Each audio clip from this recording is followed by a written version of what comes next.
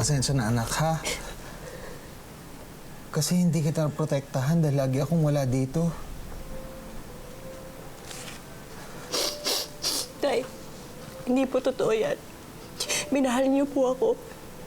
At alam niyo ba, Tay, pag nandito kayo, yun ang pinakamasayang araw ko. Pero oras na para hanapin mo yung tunay mong mga magulang. Tingin ko matatalino naman yung mga yun. At kung ganun, baka may kaya din sila. Mapoprotektahan ka nila. Mamahalin, aalagaan. At baka mas gumanda pa ang buhay mo pag nandun ka sa kanila. Sige na, umalis ka na. Umalis ka na. Baka abutan ka pa ng nanay Lorna mo. At hindi ko mapapatawad ang sarili ko kung makita kong saktan ka niya ulit at ipahamak ka niya. Sige na. Umalis ka na, Hope.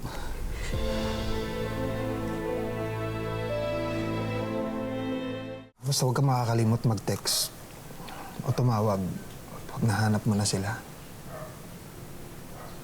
Magiging masaya ako para sa'yo, anak.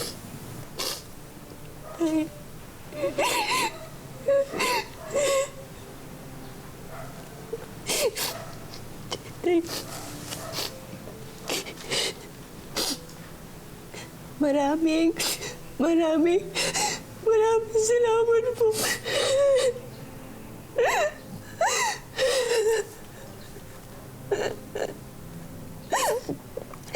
Wala po ako dito kung hindi niyo po ako kinagkop.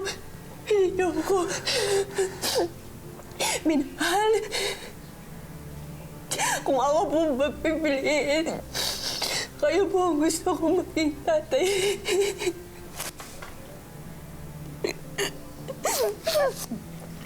Mahal ko po kayo, Tay. Hindi ko rin po kayo kayang iwan. Pero kailangan ko pong gawin ito eh. Kailangan ko pong hanapin yung sarili ko dahil pakiramdam ko po may kulang. Pero kailangan ko pong gawin ito eh. Kung saan ako nanggaling, kung bakit ako naiiba.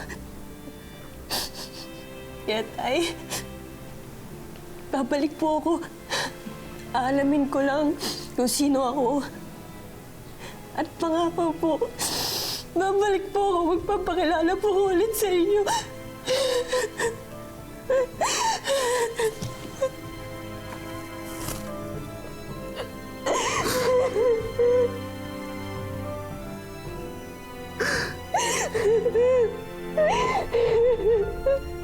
Sige na. Sige na, umalis ka na. Baka puta ka pa ng nanay Lorna mo. Sige na, umalis ka na. Sige na. Sige na, umalis ka na. Umalis ka na, Hope.